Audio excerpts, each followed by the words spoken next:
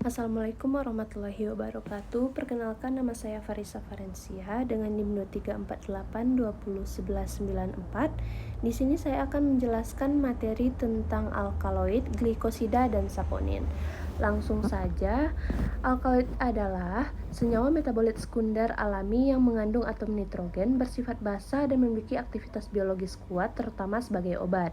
Nah, alkaloid adalah senyawa bersifat basa yang mengandung nitrogen, umumnya tidak berwarna, berasa pahit, dan dapat berbentuk kristal atau cair. Alkaloid bebas larut dalam pelarut organik, sedangkan garamnya larut dalam air serta memiliki aktivitas biologis kuat yang memiliki sifat obat maupun racun. Di sini ada beberapa ciri-ciri alkaloid. Nah, dan juga contoh alkaloid. Yang pertama adalah morfin. Morfin adalah alkaloid alami yang diperoleh dari tanaman papaver somniferum dan digunakan sebagai analgetik kuat untuk meredakan nyeri berat, terutama nyeri pasca operasi atau nyeri kronis. Yang kedua adalah kafein. Kafein adalah alkaloid golongan metilsatin yang bersifat stimulan sistem saraf pusat, terdapat secara alami pada kopi, teh, dan kakao. Yang ketiga adalah nikotin. Nikotin adalah alkaloid yang terdapat terutama pada tanaman tembakau, bersifat stimulan dan adiktif, serta bekerja pada sistem saraf pusat dengan meningkatkan kewaspadaan dan denyut jantung. Di sini adalah klasifikasi alkaloid, yaitu alkaloid berdasarkan asal biosintesisnya dikelompokkan menjadi alkaloid sejati, protoalkaloid, dan pseudokaloid. Alkaloid sejati berasal dari asam amino dan atom nitrogennya berada dalam cincin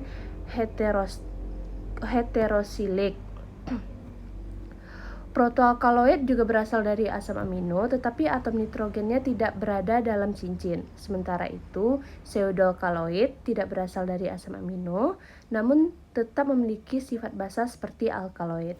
Berdasarkan struktur kimianya, alkaloid diklasifikasikan menjadi beberapa golongan, antara lain alkaloid indol, tropan, quinolin, isoquinolin, piridin, dan piperidin. Setiap golongan memiliki aktivitas farmakologis yang berbeda sesuai dengan struktur kimianya.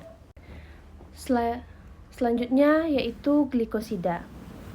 Teori utama menyatakan bahwa glikosida terbentuk dari ikatan antara gula dan zat non-gula melalui ikatan glikosidik. Ikatan ini berfungsi untuk menetralkan sifat toksik aglikon dan mempermudah penyimpanan senyawa aktif di dalam jaringan tumbuhan.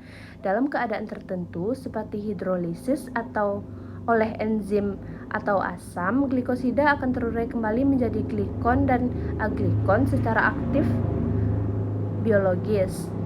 Teori pendukungnya menjelaskan bahwa pembentukan glikosida dalam tumbuhan berperan sebagai mekanisme perlindungan dan penyimpanan senyawa aktif. Aglikon yang bersifat reaktif atau toksik akan lebih stabil dan aman ketika terikat dengan gula. Nah, di sini ada manfaat glikosida.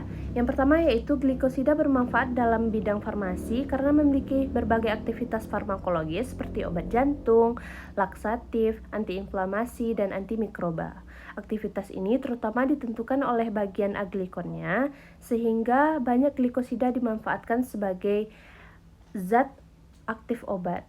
Selain itu, glikosida berperan dalam meningkatkan kelarutan dan stabilitas senyawa aktif sehingga memudahkan penyerapan dan penyimpanan di dalam tubuh maupun dalam sediaan farmasi. Ikatan dengan gula juga membantu mengurangi sifat toksik aglikon. Yang ketiga yaitu dalam tumbuhan. Glikosida berfungsi sebagai mekanisme pertahanan alami terhadap hama dan mikroorganisme serta sebagai bentuk cadangan senyawa aktif yang dapat dilepaskan melalui proses hidrolisis saat dibutuhkan. Di sini ada contoh tanaman glikosida yaitu stevia. Stevia mengandung senyawa glikosida steviol, yaitu senyawa yang tersusun dari bagian gula dan bagian non-gula berupa steviol dan aglikon.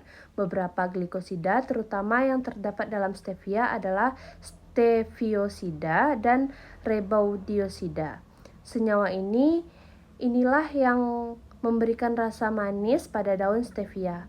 Glikosida stevia memiliki tingkat kemanisan yang jauh lebih tinggi dibandingkan sukrosa, namun tidak menghasilkan kalori karena tidak dimetabolisme menjadi gula dalam tubuh.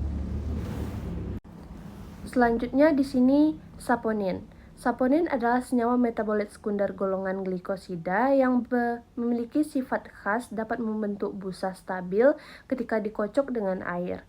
Saponin tersusun atas bagian aglikon atau glikon. Berdasarkan struktur sapogeninnya, saponin dibedakan menjadi saponin steroid dan saponin triterpenoid. Secara umum, saponin memiliki sifat pahit, mudah larut dalam air, dan memiliki kemampuan menurunkan tegangan permukaan. Saponin juga memiliki sifat hemolitik, yaitu dapat menyebabkan pecahnya sel darah merah bila digunakan dalam konsentrasi tinggi. Dalam bidang farmasi dan kesehatan, saponin memiliki berbagai aktivitas biologis seperti ekspektoran, antiinflamasi, antimikroba, dan imunomodulator. Pada tumbuhan, saponin berperan sebagai zat pertumbuhan alami terhadap hama dan mikroorganisme. Nah, dapat disimpulkan, alkaloid, glikosida, dan saponin adalah metabolit sekunder tumbuhan yang penting dalam bidang farmasi.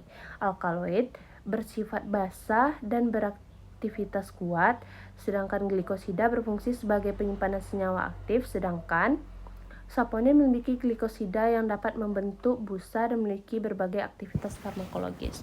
Baiklah, sekian materi yang dapat saya sampaikan. Jika ada kesalahan, saya mohon maaf. Assalamualaikum warahmatullahi wabarakatuh.